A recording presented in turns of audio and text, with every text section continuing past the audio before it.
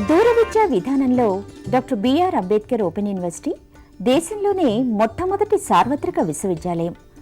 దాదాపు 2.5 దశాబ్దాలుగా దూర విద్యా విధానం ద్వారా కంప్యూటర్ కోర్సును అనుసంధానం చేస్తూ బీఏ, బీకామ్, బీఎస్సీ డిగ్రీ కోర్సులను అందిస్తోంది. పోస్ట్ గ్రాడ్యుయేషన్ స్థాయి, డిగ్రీ, డిప్లొమా స్థాయి కోర్సులను ఔత్సాహికులైన విద్యార్థులకు అందిస్తోంది. డాక్టర్ బిఆర్ అంబేద్కర్ సార్వత్రిక విశ్వవిద్యాలయం స్థానికంగా స్వయం బోధనా పద్ధతిలో ముద్రణ రూపంలో రూపొందించిన కోర్స్ మెటీరియల్ అందిస్తోంది. కోర్స్ మెటీరియల్ అధ్యయనానికి సహకరించే విధంగా రేడియో, టెలివిజన్ పాఠ్యాంశాల ఆధారంగా కార్యక్రమాలు ప్రసారం చేస్తోంది. అధ్యయన కేంద్రాల ద్వారా ఏర్పాటు చేసే సలహా సంసర్గ తరగతులు, సైన్స్ ప్రాక్టికల్ సౌకర్యాలు విద్యార్థులకు స్వయం అధ్యయనానికి ఒక చక్కటి అవకాశం. ఇవి విద్యార్థి సమీపంలో ఉండే అధ్యయన కేంద్రం నుంచే పొందొచ్చు.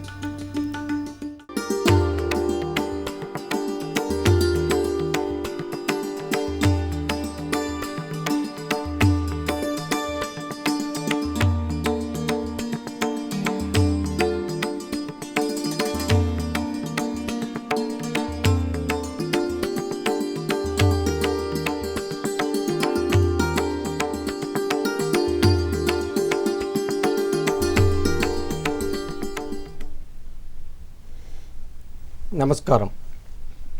Doctor B R Ambedkar open university విద్యార్థులకు స్వాగతం.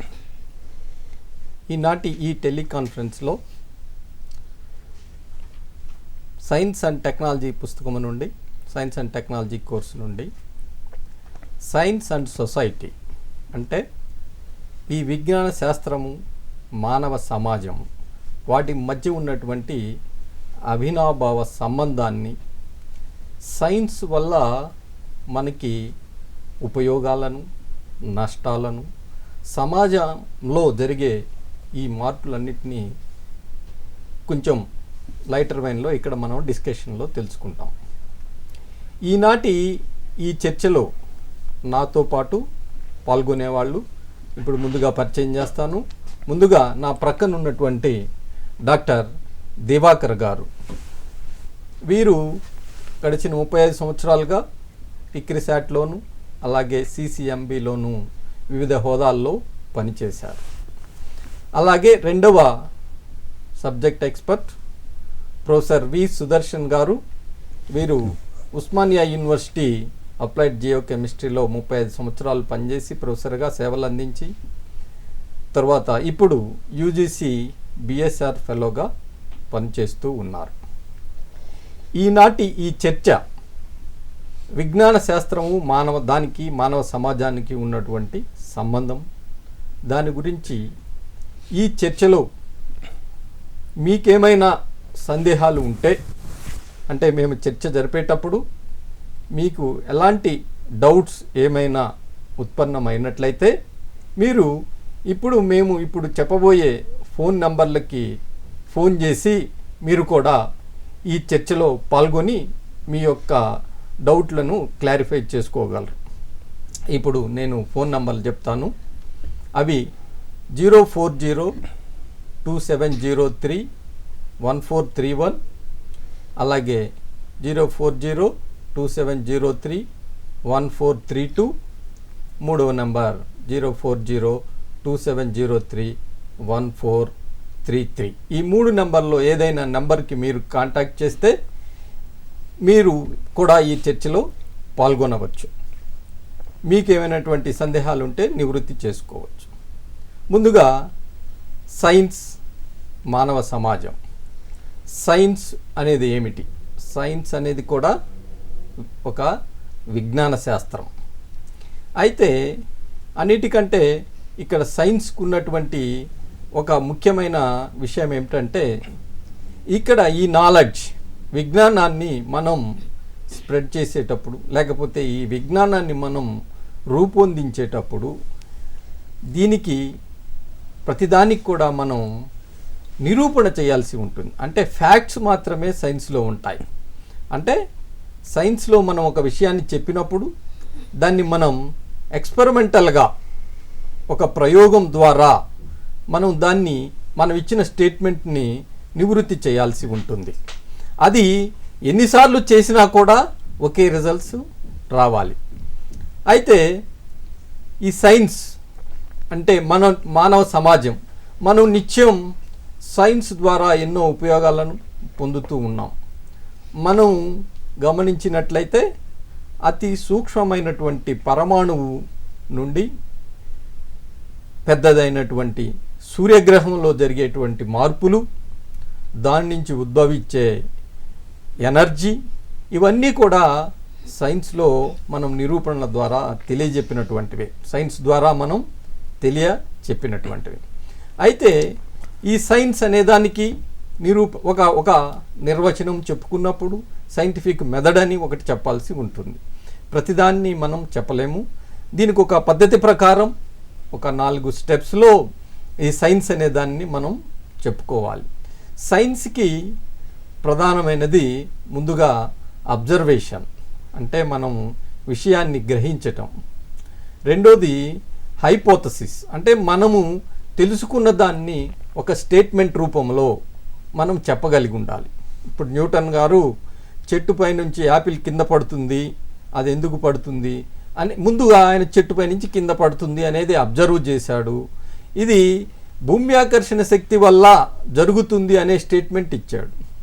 ఈ స్టేట్మెంట్ ఇచ్చిన తర్వాత దీన్ని ఎక్స్పెరిమెంటల్గా ప్రూవ్ చేయాలి. అంటే థర్డ్ స్టేజ్లో ఏమవుతుందంటే ప్రతిదానికి ఎక్స్పెరిమెంట్గా మనం ప్రూవ్ చేయాలి.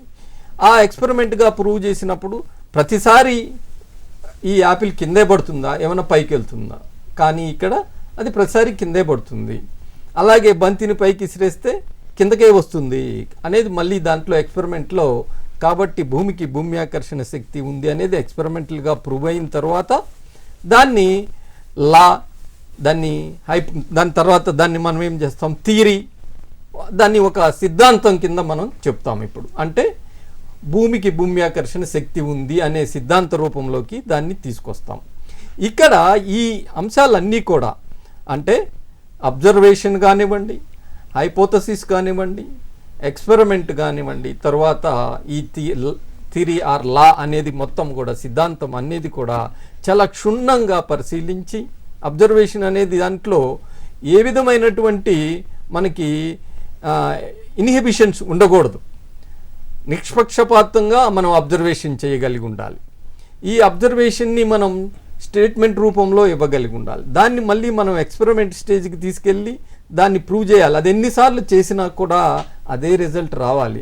ఆ రిజల్ట్ వచ్చినప్పుడు మాత్రమే దాన్ని మనం సిద్ధాంత రూపంలో ప్రజల్లోకి తీసుకొస్తాం. అయితే దీనికి ఈ సైన్స్ అనే దానికి, సైంటిఫిక్ మెథడ్ అనే దానికి, మనం చెప్పే విధానానికి ఏ ల్యాబొరేటరీలో పెద్ద పెద్ద సంస్థలో దానికి అవసరం లేదు. మన చుట్టూ జరిగే ఎన్నో విషయాలను మనం గమనించినట్లయితే దానిని మనం పర్ఫెక్ట్గా చెప్పగలిగినప్పుడు అది కూడా సైన్సే. న్యూటన్ గారు చెప్పినప్పుడు భూమి ఆకర్షణ శక్తి ఉందని ఆయనకేం ల్యాబొరేటరీలో చెప్పలేదు. ఆయన ప్రకృతిలో ఉండి దాన్ని గమనించి దాన్ని మనకి చెప్పాడు. భూమి ఉద్భవించిన తర్వాత దానిలో వివిధ రకాలైన జంతువులు ఉద్భవించి ఈ పరిణామ క్రమంలో అల్టిమేట్గా మనిషి ఉద్భవించిన తర్వాత మనిషి నిరంతర నిత్య అన్వేషి అంటాం. అంటే కొత్త విషయాల గురించి శోధిస్తూ ఉంటాడు. అక్కడి నుంచే మనకి ఈ సైన్స్ అనేది స్టార్ట్ అయింది. ముందుగా పగలు ఎలా ఏర్పడుతుంది, రాత్రి ఏమిటి, ఎంత టయానికి ఈ పగలు పోయి రాత్రి వస్తుంది. ఎందుకంటే ఆ కాలంలో వాళ్ళకి హంటింగ్ అంటే చేయటమే, హంటింగే ప్రధాన వృత్తిగా ఉండేది. కాబట్టి హంటింగ్కి అనువైన కాలాలేంటి అనేది దానికోసం అక్కడి నుంచే మనకి సైన్స్ రీసెర్చ్ అనేది ఉద్భవించింది. ముందు అప్పుడు ఆ కాలాల్లో ఉన్నటువంటి అంతా కూడా మనిషి తనకి పనిముట్లు ఎట్లా తయారు చేసుకోవాలి, ఏ మెటల్స్ అంటే ఇవి మనకి ఏ వస్తువులు మనకి ఆ పనిముట్లు చేసుకోవటానికి పనికొస్తాయి, ఏ మూలకాలు పనిముట్లు చేసుకోవటానికి పనికొస్తాయి అనేది అతను ఎప్పుడు కూడా వాళ్ళ అవసరాల కోసం ఇవి కొంతవరకు ఆ ఇనిషియల్ స్టేజెస్లో జరిగింది. వాటితో పాటు వారికి అవసరమైనటువంటి వారి ఆహారం తయారు చేసుకోవటానికి, తర్వాత వారికి వచ్చే వ్యాధుల నుంచి రక్షణ పొందటానికి ఈ విధంగా చేస్తూ ఈ పగలు రాత్రి, ఈ వానాకాలం ఎండాకాలం వీటన్నిటిని అబ్జర్వేషన్ చేస్తున్నప్పుడు అంతరిక్షంలో ఏమేమి ఉన్నాయి, గ్రహాలేంటి, ఉపగ్రహాలేంటి, ఎవరు చుట్టూ పరిభ్రమిస్తున్నారు, వీటన్నిటి మీద కూడా ప్రాచీన కాలంలో జరిగింది. అలాగే తన యొక్క అవసరాలను తీర్చుకొనుటకు ఇనిషియల్గా మానవుడు ఈ సైన్స్ మీద డిపెండ్ అవటం, దాని నుంచి సైన్స్ యొక్క ప్రోడక్టే మనం టెక్నాలజీ అని చెప్పుకుంటాం. సైన్స్లో చేసిన ఆవిష్కరణలనే మనం టెక్నాలజీ రూపంలో వాడుకలోకి తీసుకొస్తూ ఉంటాం. అయితే ఈ సైంటిఫిక్ అన్వేషణలు అన్నీ కూడా మానవాళికి ఉపయోగకరంగా ఉండటానికి కోసం రూపొందాయే. అయితే వీటి ద్వారా కొన్ని నష్టాలు కూడా ఉంటూ ఉంటాయి. ముఖ్యంగా మనం 16వ శతాబ్దం 17వ శతాబ్దం వరకు వారి అవసరాల కోసం మాత్రమే ఇవన్నీ కూడా ఆవిష్కరణలన్నీ జరిగినాయి. తరువాత ఈ ఆవిష్కరణలను ఒక ప్రాంతం నుండి ఇంకో ప్రాంతానికి ఎక్స్చేంజ్ చేసుకోవటానికి, అక్కడేముందో తెలుసుకోవటానికి, వీటన్నిటికీ ఇంకా మనిషి సైన్స్ మీద ఇంకా ఎక్కువ డిపెండ్ అవటం, అక్కడి నుంచే మనకి ఈ ఇండస్ట్రియల్ రెవల్యూషన్ స్టార్ట్ అవటము, తర్వాత దీనిలో నుంచే మనకి తొందరగా ఒక ప్రాంతం నుంచి ఇంకో ప్రాంతానికి వెళ్ళటానికి ట్రాన్స్పోర్టేషన్కి సంబంధించిన వెహికల్స్ కానివ్వండి, కమ్యూనికేషన్స్ కానివ్వండి, వీటి మీద జరుగుతూ వచ్చిన ఈ పరిశోధనలు. తరువాత మనకి అది అయిపోయిన తర్వాత ఈ యొక్క బలముతోటి, ఈ ఇండస్ట్రియల్ ద్వారా సంబంధించినటువంటి నాలెడ్జ్ తోటి ఒక దేశాన్ని ఇంకో దేశం ఆక్రమించుకోవటం, అక్కడ ఉన్నటువంటి సాధన సంపదల్ని కొల్లగొట్టడం, ఇలాంటివన్నీ జరిగి యుద్ధాల మీదకి ఎక్కువగా కాన్సన్ట్రేషన్ మారింది. రీసెర్చ్ అంతా యుద్ధాల మీదకి వెళ్ళింది. యుద్ధాల మీదకి వెళ్ళిన తర్వాత మనకి ఫస్ట్ వరల్డ్ వారు, సెకండ్ వరల్డ్ వారు ఇవన్నీ జరగటం జరిగింది. ఆ తర్వాత ప్రశాంతత వచ్చిన తర్వాత ఇప్పుడు ఈ సైన్స్ ద్వారా ఈ రీసెర్చ్ మానవాళికి ఉపయోగపడే ఆవిష్కరణలు అంతా కూడా మార్కెట్ డ్రివెన్ రీసెర్చ్ జరుగుతూ ఉంటుంది. అంటే దీని ద్వారా ఎకానమీ ఎట్లా దీనివల్ల లాభాలు పొందాలి, దీనివల్ల కొత్త ప్రోడక్ట్స్ ఏంటి, మనిషికి పనికొచ్చే కొత్త మందులు ఏంటి, కొత్త వస్తువులు ఏంటి, ఇవన్నీ కూడా జరిగినవి. ఇవన్నీ కూడా మనకి సైన్స్ యొక్క రీసెర్చ్లో దాని ద్వారా ఏర్పడినటువంటి ఆవిష్కరణల ద్వారా తెలియజేస్తూ ఉంటుంది. అయితే ఇప్పుడు ముందుగా మనకి డాక్టర్ దివాకర్ గారు ఈ మానవ సమాజానికి సైన్స్ ద్వారా ఉపయోగకరమైనటువంటి కొన్ని ప్రధాన రంగాలను మీకు విశ్లేషిస్తారు. డాక్టర్ దివాకర్ గారు. మధు గారు, మీరు చెప్పినట్టుగా మానవాళి ఉపయోగానికి సైన్స్ని మనం అందరం వాడుకుంటున్నాం. అందులో మన డే టు డే నీడ్స్ ఏంటంటే ఆహారం ఒకటి మనకి మెయిన్ నీడు. ఆహారంతో పాటు ఆరోగ్యం కూడా చాలా ఇంపార్టెంట్ మనకి. ఆహారము, ఆరోగ్యంతో పాటుగానే కమ్యూనికేషను, ఎనర్జీ, ట్రాన్స్పోర్టేషను, ఈ 5 రంగాలు చాలా ఇంపార్టెంట్ మనకి, మన హ్యూమన్ నీడ్స్కి, డే టు డే నీడ్స్కి, మన సర్వైవల్కి. ఇందులో మొదటిది ఆహారం మోస్ట్ ఇంపార్టెంట్. ఆహారానికి వస్తే మన దేశంలోనే మనం కొంచెం వెనక్కి వెళ్ళి చూస్తే 50-60 సంవత్సరాల క్రితం మన దేశంలో మనకి సరిపడా ఆహార ధాన్యాలు ఉత్పత్తి అయ్యేవి కాదు. ఇండిపెండెన్స్ తర్వాత మన చిన్నప్పుడు అమెరికా నుంచి మనం గోధుమలు తెప్పించుకునేవాళ్ళం. ఒక రకంగా చెప్పాలంటే చారిటీకి అమెరికా ప్రభుత్వం ఫ్రీగా ఇచ్చేది మనకి కొన్ని స్కీమ్స్ కింద. ఆ గోధుమలు షిప్పుల్లో వచ్చాయి మనకి. ఆ షిప్పుల్లో వచ్చిన గోధుమలతో పాటే కొన్ని మనకి ప్రాబ్లమ్స్ కూడా వచ్చాయి. తర్వాత ఎన్విరాన్మెంటల్ ప్రాబ్లమ్స్ కూడా వచ్చాయి. పార్టీనియం అని చెప్పి కొన్ని వీడ్స్ అవి వచ్చినట్టుగా కూడా మనకి రికార్డ్ అయింది. బట్ అలా మనకేంటంటే మనకి సరిపడా మన దేశంలో బేసికల్లీ వ్యవసాయక దేశం మంది. వ్యవసాయక దేశం అయ్యి majority of the Indian population వ్యవసాయం మీదే ఆధారపడి ఉండేవాళ్ళు. అయినా కానీ అంతమంది, హాఫ్ ఆఫ్ అవర్ పాపులేషన్ వ్యవసాయంలో ఎంగేజ్ అయినా కానీ మనకి సరిపడా ఆహార ధాన్యాలు మనం ఉత్పత్తి చేసుకోలేని పరిస్థితులు ఉండేవాళ్ళం. అది 50-55 సంవత్సరాల క్రితం పరిస్థితి. అదే ఇప్పుడు మనం 21వ శతాబ్దంలో కరెంటు సినేరియో చూస్తే ఇప్పుడు మనకి thanks to the green revolution కానివ్వండి, లేకపోతే సైన్స్ అండ్ టెక్నాలజీలో వచ్చినటువంటి అనూహ్యమైన ఆవిష్కరణల మూలంగా ఇప్పుడు మనం ఏ పరిస్థితిలో ఉన్నామంటే మనకందరికీ దాదాపు ఒక సంవత్సరంన్నరకి సరిపడా ఫుడ్ గ్రెయిన్స్ మన ఫుడ్ కార్పొరేషన్ గోడౌన్స్లో బల్క్ స్టోరేజ్లో మనం బఫర్ స్టోరేజ్లో దాచుకోగలుగుతున్నాం. ఒక పంట ఫెయిల్ అయినా కానీ మనకేమి ఆకలితోటి చావులు ఉండవు. మన దేశంలో సఫిషియెంట్ ఫుడ్ని మనం స్టోర్ చేసుకోగలుగుతున్నాం. అంతేకాకుండా మనం ఏ అమెరికా నుంచి అయితే మనం గోధుమలు దిగుమతి చేసుకునే వాళ్ళము 50 సంవత్సరాల క్రితం, అదే అమెరికాకి మనం సూపర్ ఫైన్ బాస్మతి రైస్ని ఎక్స్పోర్ట్ చేస్తున్నాం. ఇప్పుడు అమెరికాలో తినే బియ్యం అంతా మన పంజాబు ఈ ప్రాంతంలో పండింది. సో ఇలా మన కాళ్ళ మీద మనం నిలబడటమే కాకుండా వేరే దేశాలకు కూడా మనం ఇవ్వగలిగే స్టేజ్లోకి వచ్చాం. ఇదంతా జరగడానికి కారణం ఏంటంటే సైన్స్లో వచ్చినటువంటి అనూహ్యమైన పరిణామాలు.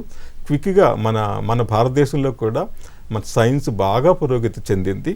అండ్ మన science, Indian science is on par with science done anywhere else. So ఆ రకంగా మనం we are proud of Indian science and Indian scientist. So మన దేశంలో జరిగిన ఆవిష్కరణలు కూడా we are very quick in learning things.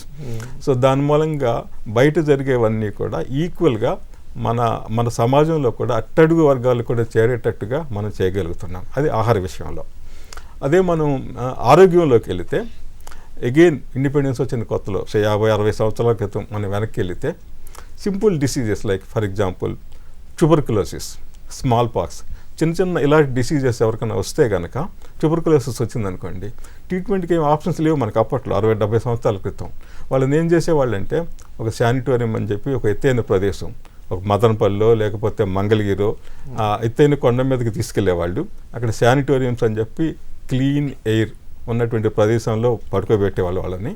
అలా లిటరల్గా చెప్పాలంటే గాలికి వదిలేయటం అంటాం కదా మనం, దేవర్ లెఫ్ట్ గాలి అనమాట. మంచి గాలి, మెడిసిన్స్ అంటూ ఏమీ లేవు, వాళ్ళకి ఏం వైద్యం చేసేవాళ్ళు కాదు. అలా గాలికి వదిలేసేవాళ్ళు. మంచి గాలి పీల్చుకుంటే న్యాచురల్ ఇమ్యూనిటీ వచ్చి వాళ్ళకి లక్ ఉంటే బతికేవాళ్ళు, లేకపోతే పోయేవాళ్ళు. అలా ఉండేది పరిస్థితి ఆ రోజుల్లో. బట్ ఇప్పుడు ఏంటంటే ట్యూబర్కులోసిస్ ఎవరికైనా వస్తే ఒక 3 నెలల పాటు, కొన్ని కేసెస్లో 6 నెలల పాటు, ఇంకా కొన్ని సివియర్ కేసులు అయితే 9 నెలల పాటు సరైన 3-4 డ్రగ్స్, కాంబినేషన్ డ్రగ్స్ థెరపీ తీసుకుంటే కనుక వాళ్ళు సామాన్య మానవుడిలాగా, ట్యూబర్కులోసిస్ లేని వాళ్ళకి ట్యూబర్కులోసిస్ ఉన్న వాళ్ళకి ఏ రకమైన తేడా లేదు, సాధారణమైనటువంటి ఆరోగ్యకరమైన పరిపూర్ణ జీవితం గడపడానికి అవకాశం వచ్చింది. ఇదంతా ఎలా సాధ్యమైందంటే యాంటీబయాటిక్స్ మూలంగా సాధ్యమైంది. ఈ యాంటీబయాటిక్స్ అన్నీ కూడాను సైన్స్ అండ్ టెక్నాలజీలోను, కెమిస్ట్రీ ప్రయోగశాలల్లోనూ తయారవటం వల్ల అక్కడ సైంటిస్టులు రీసెర్చ్ చేసి కొత్త యాంటీబయాటిక్స్ కనుక్కోవడం మూలంగా మనకి డిసీజ్ బర్డెన్ అంటాం కదా, ఈ డిసీజ్ బర్డెన్ సమాజం మీద ఒక రకంగా తగ్గింది. లైఫ్ ఎక్స్పెక్టెన్సీ అలా దాంతోపాటే పూర్వం మనకి 40-45 సంవత్సరాలు యావరేజ్ లైఫ్ ఎక్స్పెక్టెన్సీ ఉంటే ఇప్పుడు దాదాపు 70 నుంచి రీసెంట్ ఫిగర్స్ ప్రకారం మనం 72 సంవత్సరాలు యావరేజ్ లైఫ్ ఎక్స్పెక్టెన్సీగా మనం తీసుకుంటున్నాం ఇప్పుడు. సో ఇదంతా కేవలం సైన్స్ అండ్ టెక్నాలజీ మూలంగానే జరుగుతుంది.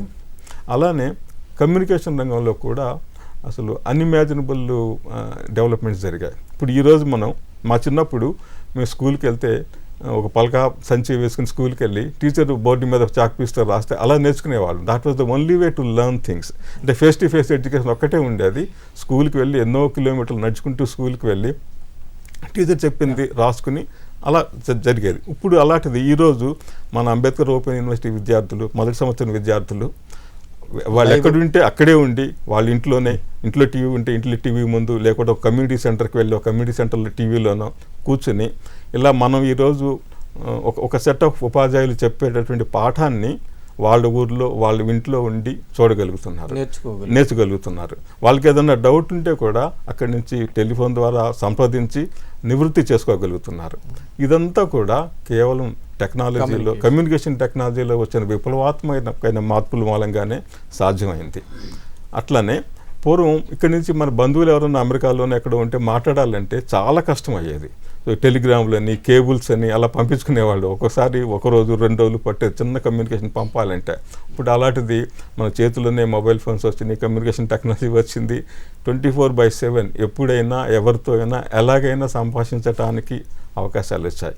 ఇవంతా ఏంటంటే కమ్యూనికేషన్ రంగంలో జరిగినటువంటి విప్లవాత్మకమైన పరిశోధనలు, వాటి ఆవిష్కరణ మూలంగా హ్యూజ్ డెవలప్మెంట్స్ జరిగినాయి. సో దాని మూలంగా మానవ సంబంధాలు కూడా పర్సన్ టు పర్సన్ ఈ ఇన్నోవేషన్స్ ఒకళ్ళు ఇందాక మధు గారు చెప్పినట్లుగా షేర్ చేసుకోవటం, ఆ నాలెడ్జ్ని, ఆ ఫ్రూట్స్ ఆఫ్ టెక్నాలజీని షేర్ చేసుకోవడానికి కూడా ఈ కమ్యూనికేషన్ టెక్నాలజీ చాలా బాగా ఉపయోగపడింది. తర్వాత అంతేకాకుండా మనం మన కౌంటర్ పార్ట్స్ లైక్ వేరే దేశాల్లో ఉన్న వాళ్ళతో సమానంగా మనం ఒక లెవెల్ ప్లేయింగ్ ఫీల్డ్ వచ్చేసింది మనకి. ఫర్ ఎగ్జాంపుల్ సైన్స్ గురించి మాట్లాడితే, సైన్స్లో ఏదన్నా ఒక ఆవిష్కరణ జరిగితే, సో నేచర్ అని, సైన్స్ అని కొన్ని ఇంపార్టెంట్ పత్రికల్లో ప్రచురణలు వస్తాయి. సో అక్కడ సపోజ్ నేచర్ తీసుకుందాం. ఫర్ ఎగ్జాంపుల్ నేచర్ అనేది ఒక చాలా ఇంపార్టెంట్ స్కాలర్లీ జర్నల్. నేచరు ప్రతి గురువారం లండన్లో పబ్లిష్ అవుతుంది. ఆ లండన్లో పబ్లిష్ అయిన నేచరు మన హైదరాబాద్ రావాలి అంటే పూర్వం 10 నుంచి 12 రోజులు పట్టేది. ఎయిర్ మెయిల్లో, విమానంలో మనకు వచ్చి మన సైంటిస్టులు హైదరాబాద్లో చదువుకోవాలంటే. అదే ఇప్పుడు ఎవ్రీ థర్స్డే ఉదయం 5:30కి కొత్త నేచర్ ఇష్యూ ఇంటర్నెట్లో వాళ్ళ వెబ్సైట్లో పెడితే అదే 5:30కి ప్రపంచంలో అందరూ ఒకే టైంకి చదువుతారు. అంటే మన హైదరాబాద్లో ఉన్న అదే టైంకి నేచర్ వస్తుంది, న్యూయార్క్లో ఉన్న అదే టైంకి వస్తుంది, లండన్లో వాళ్ళు కూడా అదే టైంకి వస్తుంది. దాని మూలంగా మన సైంటిస్టులు, మన స్టూడెంట్స్ కూడాను they have a level playing field అంటాం. అంటే ఈక్వల్ ఆపర్చునిటీ వచ్చేసింది. పూర్వం ఏంటంటే rich and poor, haves and హ్యావ్ నాట్స్కి ఆ మధ్య ఉన్నటువంటి తారతమ్యం ఏదైతే ఉందో, ఆ గ్యాప్ ఏదైతే ఉన్నదో ఆ గ్యాప్ చాలా వరకు తగ్గిపోతుంది thanks to the communication technology. అదేవిధంగా ఎనర్జీ కూడా చాలా ఇంపార్టెంట్ మనకి. ఎక్కడికి వెళ్ళాలన్నా కానీ ఎనర్జీ కావాలి మనకి. సో ఎనర్జీలో కూడా చాలా ఎఫిషియెంట్ ఎనర్జీ సిస్టమ్స్ వచ్చాయి మనకి. ఇప్పుడు పూర్వం మనకి 1 లీటర్ పెట్రోల్ తోటి 10-12 కిలోమీటర్లు వెళ్ళేవాళ్ళం మోటార్ సైకిల్ పైన. అదే ఇప్పుడు 50 కిలోమీటర్లు 60 కిలోమీటర్లు వెళ్ళగలుగుతున్నాం. సో 4 స్ట్రోక్ ఇంజిన్స్ అని కొత్త రకరకాల టెక్నాలజీస్ వచ్చినాయి. అంచేత ఎనర్జీ కూడా మోర్ ఎఫిషియెంట్ ఎనర్జీ వచ్చాయి. తర్వాత కొత్త బయోమాస్ రిసోర్సెస్ అని కొత్త ఆవిష్కరణలు అవుతున్నాయి ఎనర్జీ వైపు కూడా. అట్లానే ట్రాన్స్పోర్టేషన్. ఇప్పుడు ఇక్కడి నుంచి వేరే ఊరు వెళ్ళాలి, సపోజ్ ఇక్కడి నుంచి యూకేనో లేకపోతే యుఎస్ఓనో వెళ్ళాలంటే పూర్వం 2 నెలల్లో 40 రోజులు 50 రోజులు పట్టేది షిప్లో వెళ్ళాలంటే, బ్రిటిషర్స్ మనం పరిపాలించిన రోజుల్లో. అదే ఇప్పుడు 22-23 గంటల్లో మన హైదరాబాద్ నుంచి ప్రపంచంలో ఏ ప్రాంతానికైనా మనం ప్రయాణం చేయొచ్చు. So this was possible only because of developments in science and technology in the field of engineering and transportation. ఇప్పటి వరకు మనం ఈ మన మానవ సమాజం 4 ప్రధాన రంగాల్లో 5 రంగాలలో అంటే ఆహార భద్రత విషయంలో కానివ్వండి, ఆరోగ్య భద్రత విషయంలో కానివ్వండి, టెలికమ్యూనికేషన్స్ విషయంలో కానివ్వండి, రవాణా విషయంలో కానివ్వండి, అలాగే ఇంధన వనరుల విషయంలో కానివ్వండి ఎంతో విప్లవాత్మకమైన మార్పులు వచ్చినాయి. ఈ మార్పులన్నీ కూడా సైన్స్ ద్వారా వచ్చినాయి అని మనకి ఇప్పటి వరకు డాక్టర్ దివాకరం గారు వివరించారు. ఇప్పుడు మనం ఇందులో ఆరోగ్యానికి సంబంధించి ముఖ్యంగా ఈ కెమికల్ టెక్నాలజీ, ఫార్మస్యూటికల్ టెక్నాలజీ, అసలు కెమిస్ట్రీ అంటే ఏంది, కెమిస్ట్రీలో వచ్చినటువంటి విప్లవాత్మకమైనటువంటి మార్పులు మానవ సమాజాన్ని ఏ విధంగా మార్పులకు గురి చేసింది, మానవులకి ఏ విధమైన కంఫర్ట్స్ని తీసుకొచ్చింది అనేది ఇప్పుడు మనకి ప్రొఫెసర్ సుదర్శన్ గారు వివరిస్తారు. మనం కెమిస్ట్రీ గురించి ముందుగా చెప్పుకోవాలంటే మానవుడు దాదాపు మిడిల్ ఏజెస్లో మానవుడికి 2 రకాలైన క్యూరియాసిటీ ఉండేది. ఒకటి ఏంటంటే మామూలు మెటల్స్ నుంచి బంగారం ఎలా తయారు చేయాలి, గోల్డ్ ఎలా తయారు చేయొచ్చు, తర్వాత ప్రతి డిసీజ్కి ఒక క్యూర్ అనేది, ఒక మెడిసిన్ అనేది ఎలా తయారు చేసుకోవాలి. ఈ 2 రకాలైన ఆలోచనలతో యాక్చువల్గా కెమిస్ట్రీ డెవలప్ అయింది అని మనం చెప్పుకోవచ్చు. ఆల్కెమీ టు కెమిస్ట్రీ అంటాం మనం అలా. సో ఒక గత కొన్ని 100 సంవత్సరాల్లో చూస్తే ఫస్ట్ నోబెల్ ప్రైజ్ కెమిస్ట్రీలో 1901లో వచ్చింది మనకి, కెమికల్ డైనమిక్స్, ఆస్మెటిక్ ప్రెషర్ డిస్కవరీ పైన. దాంతో ఫిజికల్ కెమిస్ట్రీ సబ్జెక్ట్ అనేది విస్తృతంగా డెవలప్ అయింది. అలాగే అటామిక్ థియరీ కానీ, రేడియో యాక్టివిటీ థియరీ కానీ, తర్వాత ఇన్నర్ట్ గ్యాసెస్ ఎలిమెంట్స్ని డిస్కవరీ చేయడం కానీ, అలాగే ఆక్సిజన్ కూడా ఒక ఎలిమెంట్ మూలకమని డిస్కవర్ చేయడము, తర్వాత ముఖ్యమైన ఘట్టం ఇంకేంటంటే యూరియాని సింథసైజ్ చేయగలిగారు మొదటిసారిగా. సో మొదటిసారి యూరియాని సింథసైజ్ చేయడంతో ఆర్గానిక్ కెమిస్ట్రీ అనేది విస్తృతంగా డెవలప్మెంట్ జరిగింది. సో ముందుగా అది యూరియా సింథసైజ్ చేసి ఆర్గానిక్ కెమిస్ట్రీకి విప్లవమైన మార్పులు జరిగాయి. తర్వాత మనకు ఈ రోజుల్లో తెలుసు ప్లాస్టిక్ ఇండస్ట్రీ. ప్లాస్టిక్ అనేది మనకు జీవితంలో అందరి జీవితంలో ఎలా పాలిమర్ కెమిస్ట్రీ ద్వారా ప్లాస్టిక్ డిస్కవరీ అనేది ఒక పెద్ద విప్లవాత్మకమైపోయింది.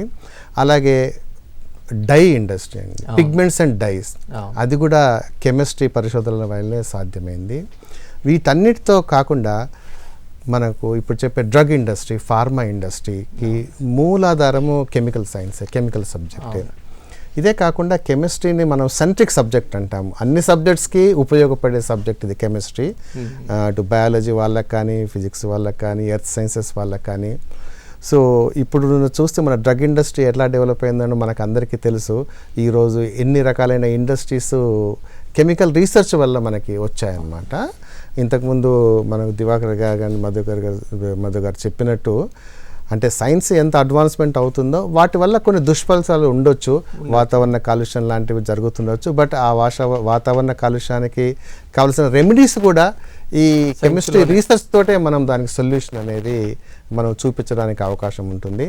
సో మనం ఎప్పుడైనా నెగటివ్ ఆస్పెక్ట్స్ కాకుండా పాజిటివ్ ఆస్పెక్ట్సే మనం తీసుకొని, సో ఈ కెమిస్ట్రీ రీసెర్చ్ వల్ల మనకి ఈరోజు ఎంత అడ్వాన్స్మెంట్ అనేది జరిగిందనేది చూసుకుంటే అది నిజంగా చాలా విప్లవాత్మకమైనదనే మనం చెప్పొచ్చు.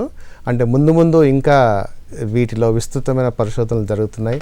మానవాళికి ఎంతో ఉపయోగపడే రీసెర్చ్ అనేది ముందుకు వస్తుంది. దీనివల్ల తప్పనిసరి సమాజానికి ఉపయోగపడే అంశాలన్నింటినీ మనం పరిగణలోకి తీసుకొని పరిశోధనలు జరుపుకుంటూ ముందుకు వెళ్ళే అవకాశం తప్పనిసరి ఉంటుంది. ఇప్పుడు మనకి ప్రొఫెసర్ సుదర్శన్ గారు ఈ రసాయనిక శాస్త్రము దాని ద్వారా ఆవిష్కరణలు, ముఖ్యంగా ఈ ఫార్మస్యూటికల్ ఇండస్ట్రీలో కానివ్వండి, ఈ మెటల్ ఇండస్ట్రీలో కానివ్వండి, వీటన్నిటిలో వచ్చినటువంటి మార్పులు మన మానవాళికి ఏ విధంగా ఉపయోగపడుతుంది అనేది తెలియజేశారు. అలాగే మనం ఈ భౌతిక శాస్త్రము అంటే ఫిజిక్స్ అనేది మనకి ఈ ఎలక్ట్రానిక్స్కు, ఇన్స్ట్రుమెంటేషన్కి మూలం మనకి ఫిజిక్సే. ఈ భౌతిక శాస్త్రంలో మన చుట్టూ జరిగే అసలు ఏంటంటే భౌతిక శాస్త్రం మనిషి యొక్క క్యూరియాసిటీ, మన చుట్టూ ఏం జరుగుతుంది, మన చుట్టూ ఏముంది, ఈ మ్యాటర్ ఉంది, మ్యాటర్ నుంచి ఎనర్జీ రిసోర్సెస్, ఈ ఎనర్జీ రిసోర్సెస్ వీటి మధ్యలో ఉన్నటువంటి సంబంధాలు ఏంటి, వీటిని అన్వేషిస్తూ ఉన్నప్పుడే మనకి ఎలక్ట్రిసిటీ అనేది కనుగొంటాం. తర్వాత ఇవి దూర ప్రాంతాల్లో ఉన్నటువంటి గ్రహాలు, గ్రహ చలనాలను, ఈ నక్షత్రాలను వీటిని అబ్జర్వ్ చేసే తరుణంలో మనకి ఆప్టిక్స్ అనే ఒక సబ్జెక్టు ఇవాల్వ్ అయినది. తర్వాత వీటి నుంచి ఉద్భవించినయే మనకి ఇలా జరుగుతూ ఉన్న కాలంలోనే మనిషి ముందు తన చలనానికి, తన యొక్క మూమెంట్ కోసం స్టీమ్ ఇంజన్ని కనిపెట్టడము, తన యొక్క కమ్యూనికేషన్ కోసం ఫోన్ని కనిపెట్టడము, తనకి రాత్రిపూట కూడా వెలుతురు కావాలి అంటే లైట్ కనిపెట్టడము, ఇలాంటి ఆవిష్కరణలు ఎన్నో జరిగినాయి. తర్వాత ఇప్పుడు ఇంకా కూడా దీంట్లో ఈ ఫిజిక్స్ అనే దాంట్లో కొత్త అంశాలు బయటికి వచ్చినవి, ఉద్భవించినవి. ఇవి ఏంటంటే న్యూక్లియర్ ఫిజిక్స్లో మనం ఎనర్జీని ఎట్లా ఉత్పత్తి చేసుకోవచ్చు, లేకపోతే ఈ న్యూక్లియర్ ఫిజిక్స్లో మానవుని యొక్క ఆరోగ్యానికి సంబంధించినటువంటి ఆరోగ్య జాగ్రత్తలు, లేకపోతే ఆరోగ్య పరిరక్షణలో, లేకపోతే వ్యాధి నిర్మూలనలో ఈ న్యూక్లియర్ ఫిజిక్స్ అనే దాన్ని ఏ విధంగా వాడుకోవచ్చు అనేది.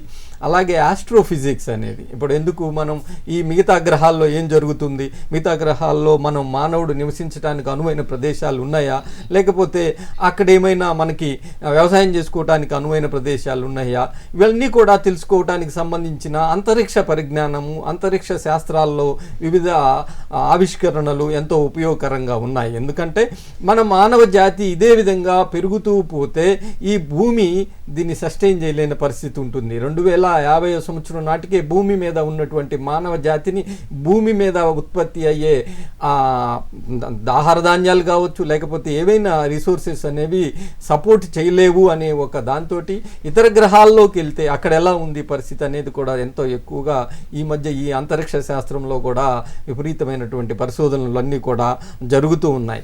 ఫిజిక్స్ అనేది మనం గమనించినట్లయితే ఇది మానవ జాతి ఉద్భవించినప్పటి నుంచే దీనిలో ఆవిష్కరణలు, పరిశోధనలు అన్నీ జరుగుతూ ఉన్నాయి. అసలు ఎందుకు ఆకాశం బ్లూ కలర్లో ఎందుకు ఉంటుంది, నీరు బ్లూ కలర్లో ఎందుకు ఉంటుంది, లైటనింగ్ అంటే మనకి మెరుపులు వస్తాయి, ఈ మెరుపులు వెనక జరిగే సైన్స్ ఏంటి, ఇదంతా కూడా అప్పటి నుంచి కూడా పరిశోధనలు జరుగుతూ ఉన్నాయి. ఇవన్నీ కూడా మానవాళికి ఎంతో ఉపయోగకరమైనటువంటి పరిశోధనలు ఉన్నాయి వీటిల్లో. ఇవన్నీ మానవ జాతికి, మానవ సమాజానికి ఇంకా మంచి పరిశోధనలు, ఆవిష్కరణలు ఈ సబ్జెక్ట్స్లో అంటే ఈ న్యూక్లియర్ ఫిజిక్స్, ఆస్ట్రోఫిజిక్స్, ఆస్ట్రానమీ వీటి ద్వారా జరిగే మార్పుల వల్ల ఇంకా మానవ జాతి ఎంతో ముందుకెళ్లే అవకాశాలు కూడా ఉన్నాయి. ఇప్పుడు మనం ఇందాక మనకి డాక్టర్ దివాకర్ గారు వివరించిన అంశాల్లో మొట్టమొదటి అంశమైనటువంటి ఆహార భద్రత, ఆహార భద్రత వెనుక ఉన్నటువంటి మనకి ఈ హరిత విప్లవం అయితేనేమి, తర్వాత జెనెటిక్ ఇంజనీరింగ్ అయితేనేమి, లేకపోతే ఈ జెనెటికల్లీ మాడిఫైడ్ సీడ్స్, వీటి యొక్క ప్రభావము మానవ సమాజం మీద ఏ విధంగా ఉంది, ఇవి మానవ సమాజానికి ఏ విధంగా ఉపయోగపడుతుంది అనేది డాక్టర్ దివాకర్ గారు ఇప్పుడు వివరిస్తారు. తప్పకుండా అండి. బయోటెక్నాలజీ అనుకుంటున్నాం మనం. జీవశాస్త్రానికి టెక్నాలజీని జోడిస్తే వచ్చేదాన్ని బయోటెక్నాలజీ అంటాం. బయోటెక్నాలజీలో 2 అంశాలు ఉన్నాయి. ఒకటేమో క్లాసికల్ బయోటెక్నాలజీ అంటాం, రెండోదేమో మోడర్న్ బయోటెక్నాలజీ. క్లాసికల్ బయోటెక్నాలజీ అంటే మన పూర్వీకులు దాదాపు 16th century BC అని చెప్తారు. అప్పట్లోనే వైన్ మేకింగ్ చేసేవాళ్ళు అని మనకి రికార్డ్స్ ఉన్నాయి. ఆర్కియాలజికల్ సురాపానము అనేటటువంటిది మన రాజులు, సురాపానం అనేది చాలా ఆ రోజుల్లోనే ఉండేది. That are the oldest technology అండి, అది ఓల్డెస్ట్ బయాలజికల్ టెక్నాలజీ. వాళ్ళు ఏంటంటే పిండి పదార్థాన్ని తీసుకుని గారు మనకి ఇప్పుడు ఒక క్వశ్చన్ వచ్చింది. ఓకే, కట్ అయింది, మీరు కంటిన్యూ. ఓకే, ఒక పిండి పదార్థాన్ని తీసుకుని దాన్ని ఒక న్యాచురల్ బ్యాక్టీరియాను ఉపయోగించి పులియబెట్టడం అంటాం. మన ఇంట్లో ఫెర్మెంటేషన్, మన ఇంట్లో పాలను పులియబెట్టి మనం పెరుగు అయితే చేసుకుంటాము, అట్లానే పులియబెట్టడం అంటారు. ఆ పులియబెట్టే ప్రాసెస్ ఉపయోగించుకొని కొన్ని చిన్న చిన్న మత్తు పదార్థాలు అనండి, ఆహార పదార్థాలు అనండి, దాన్ని కొంతమంది దాన్ని ఆహారం కింద కూడా చూస్తారు. దాన్ని తయారు చేయడం అనేది చాలా పూర్వ కాలంలోనే జరిగింది. కూడా ఫస్ట్ మందు దాని నుంచే వచ్చింది. ఎగ్జాక్ట్లీ. సో అలా మనకు బయోటెక్నాలజీ మనకు చరిత్రలోకి వెళితే, సో వైన్ మేకింగ్ తోటి బయోటెక్నాలజీ స్టార్ట్ అయింది, క్లాసికల్ బయోటెక్నాలజీ. ఆ తర్వాత ఏం జరిగిందంటే ఎంజైమ్ టెక్నాలజీ. తర్వాత గత 100 years లోకి మనం వస్తే, 100-150 years లోకి వస్తే ఎంజైమ్స్ అనేది ఇండస్ట్రీలో చాలా ఇంపార్టెంట్. సో సార్ ఇందాక సుదర్శన్ గారు కెమిస్ట్రీ గురించి మాట్లాడారు. సో కెమికల్ టెక్నాలజీలో చాలా రకాలైన ఆవిష్కరణలు జరిగాయి మన హ్యూమన్ వెల్ఫేర్ కోసం. సో సార్ ఏంటంటే కెమిస్ట్రీ లేనిదే అసలు మానవ మనుగడ లేదు, అది ఎగ్జాక్ట్లీ కరెక్ట్ సార్ చెప్పింది. అవును. సో అట్లా కెమికల్ టెక్నాలజీలో చాలా విప్లవాత్మకమైన చేంజెస్ వచ్చాయి. కానీ కెమికల్ టెక్నాలజీలో కొన్ని సమస్యలు ఉన్నాయి మనకి. సో కెమికల్ టెక్నాలజీలో ఉన్న సమస్యల నుంచి మనం బయటికి రావడానికి సైంటిస్టులు ఏం చేస్తున్నారంటే బయోటెక్నాలజికల్ ప్రాసెస్ని అదొక ఆల్టర్నేటివ్ కింద వాడుతున్నారు. అందులో ముఖ్యమైనది ఏంటంటే కెమికల్ టెక్నాలజీ జనరల్గా ఎనర్జీ ఇంటెన్సివ్ టెక్నాలజీ అంటాం. ఎనర్జీ ఇంటెన్సివ్ టెక్నాలజీ అంటే ఏంటంటే ఒక కెమికల్ రియాక్షన్ పెద్ద లెవెల్లో, టన్నుల లెవెల్లో చేయాలి అంటే మనకి టెంపరేచర్ కావాలి, దాన్ని వేడి చేయటం అనేది కావాలి. అంటే వేడి చేయాలి అంటే మనకి ఎక్కువ ఎనర్జీ కావాలి. అలానే ప్రెషర్ కూడా, ప్రెషర్ రియాక్షన్స్ ఎక్కువ జరుగుతాయి మన టెక్నాలజీలో. టెంపరేచరు, ప్రెషరు, మామూలు మన రూమ్ టెంపరేచరు, రూమ్ ప్రెషర్ కంటే కూడా ఎక్కువ లెవెల్లో తీసుకొస్తేనే ఆ టెక్నాలజీ జరుగుతుంది. ఇవి రెండును, టెంపరేచరు, ప్రెషరు రెండును మనం ఎన్వైరన్మెంట్కి వైపు వర్కంగా ఆలోచిస్తే కొన్ని ప్రమాదకరమైనటువంటి జరుగుతాయి అందులో. తర్వాత ఆ కెమికల్ రియాక్టర్లో మనకు కావాల్సిన పదార్థం తయారైపోయిన తర్వాత కొన్ని వ్యర్థ పదార్థాలు కూడా తయారవుతాయి కెమిస్ట్రీలో. That was the sad part. So ఆ వ్యర్థ పదార్థాలని ఎలా డిస్పోజ్ చేయాలి అన్నదానికి మనకి సరి అయిన టెక్నాలజీస్ లేకపోవటం మూలంగా దాన్ని అట్లా భూమిలోకి వదిలేసేయటం, రోడ్డు మీదకి వదిలేసేయటం, లేదా గుంట తీసి గుంటలో పడేయటం, లేకపోతే చిమ్నీ పెట్టి గాలిలోకి వదిలేసేయటం, అది పొగ అయితే కనుక అలా చేస్తూ వచ్చారు. ఆ ప్రాబ్లమ్ అడ్రస్ చేయడం కోసం బయోటెక్నాలజీ రంగంలో పర్యావరణ అంశాలను మనం పరిగణలోకి తీసుకున్నప్పుడు కెమికల్ టెక్నాలజీ ఎప్పుడు కూడా ఏమైందంటే రిసోర్సెస్ కన్జ్యూమ్ అయిపోతుంటాయి, తర్వాత వచ్చే ఎండ్ ప్రోడక్ట్స్ డిగ్రేడబుల్ కాదు, అవి ఎక్కువ కాలం భూమి మీద ఉండి నాశనాన్ని కలిగిస్తాయి. ఇప్పుడు బయోటెక్నాలజీ ఆవిష్కరణలు దాన్ని కౌంటర్గా ఉండొచ్చు. అవును, బయోటెక్నాలజీలో ఏంటంటే most of the reactions will take place at లో టెంపరేచర్స్. అంత ఎనర్జీ ఇంటెన్సివ్ కాదు. ఎనర్జీ ఇంటెన్సివ్ కాదు కాబట్టి మనకి ఎనర్జీ సేవ్ అవుతుంది. తర్వాత మనకి ఎఫ్లూయెంట్స్ ప్రాబ్లం కూడా రిలేటివ్గా చాలా తక్కువ బయోటెక్నాలజికల్ ప్రాసెస్లో. సో అందుకని మన ఫార్మా ఇండస్ట్రీ కూడా మన డ్రగ్ చేసేటప్పుడు కూడా కొన్ని steps, if not all the steps, so biotechnology ఉపయోగించి చాలా వరకు కొన్ని స్టెప్స్లో ఈ పర్యావరణాన్ని కాపాడటం కోసం అని చెప్పి దాన్ని ఉపయోగించుకుంటున్నారు. అది క్లాసికల్ బయోటెక్నాలజీ కిందకు వస్తుంది అదంతా. ఆ తర్వాత మోడర్న్ బయోటెక్నాలజీలోకి వస్తే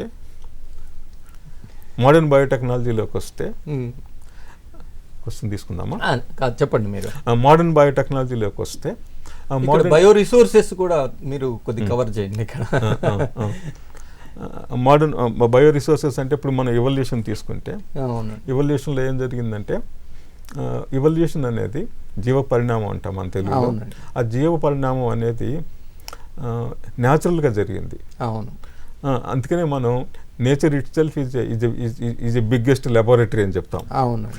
మెయిన్ ఎక్స్పెరిమెంట్స్ సైన్స్ అంతా అవును. నేచర్లోనే, ప్రకృతిలోనే జరుగుతుంది. మన లెబొరేటరీలో జరిగే దాంతో పోలిస్తే అవును. సో నేచర్లో జరిగే లెబొరేటరీ ఎక్స్పెరిమెంటేషన్ చాలా ఎక్కువ అవును. అని అంటాం. అది చాలా వరకు నిజం అది. ఉమ్. సో అట్లా ఆ పరిణామం అనేది మన డార్విన్ కానివ్వండి, ఆయన పూర్వీకులు కానీ చెప్పిన దాని ప్రకారం ఆ మానవ పరిణామం, ఫర్ ఎగ్జాంపుల్ ఇప్పుడు మనకి నియరెస్ట్ రిలేటివ్ చింపాంజీ అనుకుంటే, అవును. సో చింపాంజీ నుంచి హ్యూమన్ బీయింగ్ హోమోసాపియన్స్ ఇవాల్వ్ అవ్వటానికి 1.5 నుంచి 3 మిలియన్ సంవత్సరాలు చెప్తాం. దాదాపు అవును. పట్టింది. అది కరెంట్ థింకింగ్ అది. అవును. అంటే దాదాపు 30 లక్షల సంవత్సరాల పాటు పట్టింది ఒక చింపాంజీ కూడా మనలాగానే 2 కాళ్ళ మీద పైకి నడుస్తుంది, మాట్లాడలేదు. కాబట్టి చింపాంజీకి మనకి DNA అనాలిసిస్ చేస్తే దాదాపు 90% సిమిలారిటీస్ ఉంటాయి. చింపాంజీకి మనకి సేమ్ జెనెటిక్ మెటీరియల్ ఉంటుంది. బట్ అయినా కానీ 90% మనకి సేమ్ జెనెటిక్ మెటీరియల్ ఉన్నా కానీ మనకి ఆ చింపాంజీలోంచి మన హ్యూమన్ బీయింగ్స్ కింద ఇవాల్వ్ అవ్వటానికి అన్ని లక్షల సంవత్సరాలు పట్టింది. అది చాలా లాంగ్ పీరియడ్. ఇప్పుడు ఏమవుతుందంటే, ఇప్పుడు మాలిక్యులర్ బయాలజీ అంటున్నాం. సుదర్శన్ గారు కెమిస్ట్రీ అన్నిటిని ఇన్ఫ్లుయెన్స్ చేసింది అన్నారు. అలానే మధు గారు కూడా ఫిజిక్స్ కూడా అన్నిటిని ఇన్ఫ్లుయెన్స్ చేసిందని చెప్పారు. ఈ రెండింటిని తీసుకుంటే ఫిజిక్స్, కెమిస్ట్రీ ఈ రెండూ కలిపి బయాలజీని చాలా ఇన్ఫ్లుయెన్స్ చేశాయి. బయాలజీని ఇన్ఫ్లుయెన్స్ చేయటం మూలంగా యాక్చువల్గా బయాలజీలో ఫండమెంటల్ అంటే బయాలజీని ఎర్త్ షేకింగ్ ఇన్వెన్షన్స్ ఏవైతే ఉన్నాయో అవంతా యాక్చువల్గా బయాలజీ వాళ్ళకంటే ఫిజిక్స్ వాళ్ళు, కెమిస్ట్రీ వాళ్ళు ఎక్కువ చేశారు. To tell you frankly.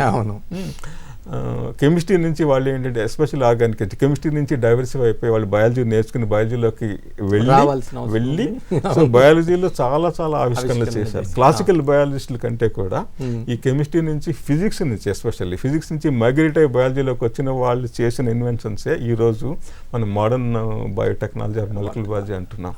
So chemical పరంగా అంటే అణుపరంగా కెమిస్ట్రీలో అణు లెవెల్లో అంటే అటామిక్ లెవెల్లో మాలిక్యులర్ లెవెల్లో లైఫ్ ప్రాసెసెస్ ఎలా జరుగుతాయి అన్నది అర్థం చేసుకోవడానికి ప్రయత్నం చేస్తున్నాం. ఆ ప్రయత్నానికి కెమిస్ట్రీనే ఉపయోగపడింది, మనకి కెమికల్ టెక్నాలజీ ఉపయోగపడింది, ఫిజిక్స్ కూడా ఉపయోగపడింది. ఫిజిక్స్లో ఉన్నటువంటి అనేకమైనటువంటి పరికరాలు అవన్నీ ఉపయోగించుకొని మనం మాలిక్యులర్ లెవెల్లో ఏం జరుగుతుంది అని అర్థం చేసుకోవడానికి ప్రయత్నించాము. అర్థం చేసుకున్నాం కూడా, చాలా వరకు అర్థం చేసుకున్నాం.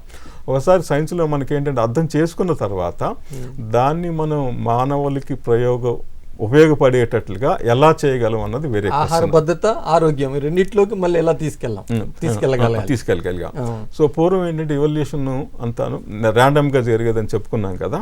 సో ఇప్పుడు మనకి 1953లో వాట్సన్ అండ్ క్రిక్ అనే ఇద్దరు DNA స్ట్రక్చర్ని కనుక్కొని మొత్తం అసలు మనకి లైఫ్ ప్రాసెస్ అంతటిని కంట్రోల్ చేసి మూల పదార్థం మన జీవ ప్రక్రియల్లో మూల పదార్థం DNA అని, తర్వాత దానికి చుట్టాలు కొద్దిగా RNA అని, దాని ఇంకొక చుట్టం protein, DNA, RNA, protein.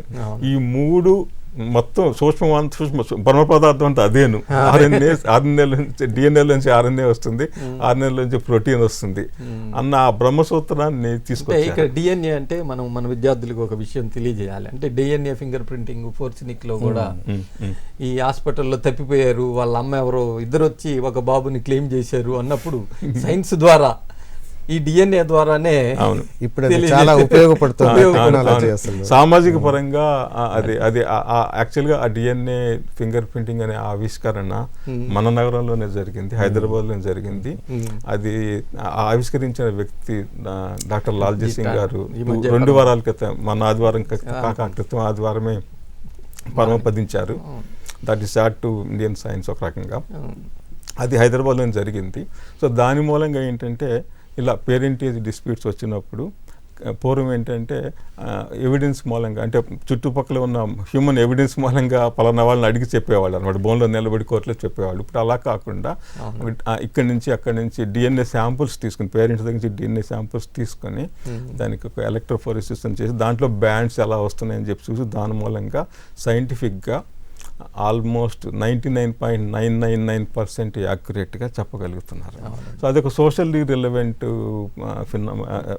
Science ద్వారా వచ్చిన ఆవిష్కరణ. అవును, ఎస్పెషల్లీ మన ఇండియన్ సమాజంలో ఈ పేరెంటేజ్ డిస్ప్యూట్స్, తర్వాత మన ఫ్యామిలీ సిస్టమ్ డిఫరెంట్గా ఉంటుంది కాబట్టి మన పాశ్చాత్య దేశాలతో పోలిస్తే ఇప్పుడు ఎవరికి ఎవరు ఫాదరు, ఎవరికి ఎవరు మదరు అన్నది పాశ్చాత్య దేశాల్లో వాళ్ళు పెద్ద పట్టించుకోకపోతుంది, ఎందుకంటే వాళ్ళ సొసైటీ డిఫరెంట్గా ఉంటుంది.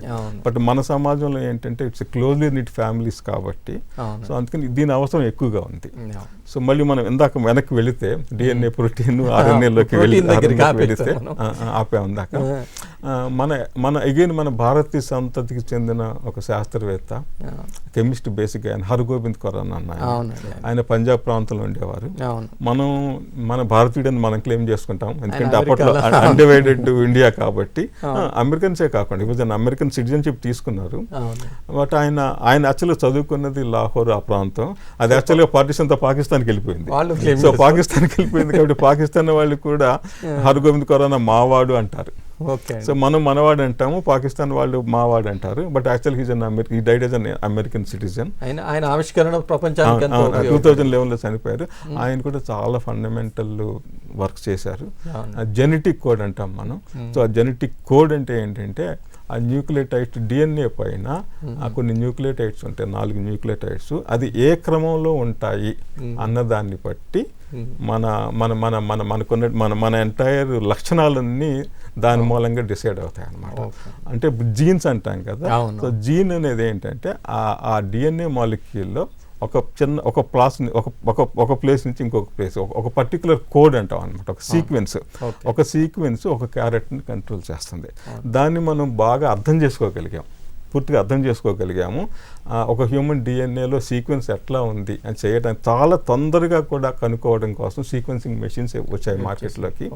అవి వచ్చిన తర్వాత అదే కాకుండా గత 3-4 సంవత్సరాల్లో ఏం జరుగుతుందంటే ఆ డిఎన్ఏ సీక్వెన్స్ని ఎడిటింగ్ చేయడానికి కూడా టెక్నాలజీ డెవలప్ అయ్యింది. సో దీని మీద చాలా క్వశ్చన్స్ వచ్చింది. సామాజిక పరంగా అది మానవాళికి మంచిదా, మన డిఎన్ఏ సీక్వెన్స్ని, డిఎన్ఏ స్ట్రక్చర్ని మనం మార్చేసేయటం అనేది ఎంతవరకు ఉపయోగం అన్న దాని మీద ఎథికల్ క్వశ్చన్స్ దీంట్లో ఏమైనా డిసీజ్ని ప్రివెంట్ చేసేది అట్లా చేసే అవకాశం ఉందా? Those are all the positive things about the techniques. Positive things ఏంటంటే ఇప్పుడు ఫర్ ఎగ్జాంపుల్ నైట్ బ్లైండ్నెస్ అనుకుందాం. సో నైట్ బ్లైండ్నెస్ని మన వంశపారంపర్యంగా వస్తుంది, ఆ రే చీకటి అంటాం కదా. సో ఆ రే చీకటిని మనం ఐడెంటిఫై చేసి థియరిటికల్గా ఇట్ ఈస్ పాసిబుల్. ఆ పర్టికులర్ ఎడిటింగ్, జీన్ ఎడిటింగ్ అంటున్నాం కదా, ఇప్పుడు లాస్ట్ 3-4 years నుంచి వచ్చింది. ఆ జీన్ ఎడిటింగ్ టెక్నాలజీ ఉపయోగించి ఆ పర్టికులర్ ముక్క ఏదైతే ఉన్నదో ఆ డిఎన్ఏలో దాన్ని తీసేసేస్తే మనం వచ్చే పిల్లలకి అది రాకుండా చేయడానికి థియరిటికల్గా అవకాశాలు ఉన్నాయి. కాకపోతే టెక్నాలజీ డెవలప్ అవ్వడానికి స్టిల్ ఇంకా ఉంది. We have a road now. ఆ రోడ్ మ్యాప్ అయితే మనకు వచ్చింది ఇప్పుడు. ఆ రోడ్ మ్యాప్లో మనం ప్రయాణించడానికి కొద్ది సంవత్సరాలు పడుతుంది. సో అలా ఇవన్నీ కూడా ఏంటంటే మోడర్న్ మాలిక్యులర్ బయాలజీ టెక్నిక్స్ని ఉపయోగించడం మూలంగా సోకాల్డ్ మోడర్న్ బయోటెక్నాలజీలో వచ్చిన ఆవిష్కరణల మూలంగా డిసీజ్ ప్రివెన్షన్కి మనకి ఒక ఫోన్ కాల్ తీసుకుందాం అండి. హలో హలో చెప్పండి. Good afternoon sir. చెప్పమ్మా. Good afternoon. నేను గుజరాత్ నుంచి మాట్లాడుతున్నాను సార్. గుజరాతా? చెప్పమ్మా. ఇప్పుడు నీకున్న డౌట్ ఏందో. వాయిస్ నాకు చాలా స్లోగా వినిపిస్తుంది సార్. మీ డౌట్ ఏంటో చెప్పండి. మీ వాయిస్ వినపడుతుంది. మీరు ఆ టీవీలో మ్యూట్లో పెట్టి మాతో మాట్లాడండి, ఓకేనా? ఆల్రెడీ మ్యూట్ లో పెట్టేశాను. చెప్పండి. అయితే ఇప్పుడు నేను ఎందుకు ఫోన్ చేశానంటే మా పాప ఇప్పుడు ఎంఎస్సి క్లినికల్ రీసెర్చ్ తీసుకుంది సార్. అవును. తను ఫ్యూచర్ ఎలా ఉంటది అని అడగడానికి ఫోన్ చేశాను. సరే అమ్మా, మేము చెప్తాము.